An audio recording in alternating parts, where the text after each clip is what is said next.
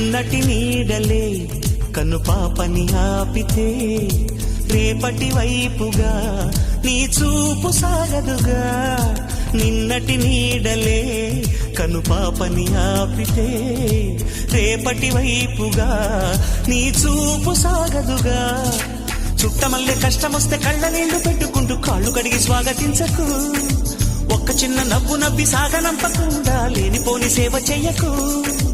మిణుగురులా మిలమిల మెరిసే దరహాసం చాలు కదా.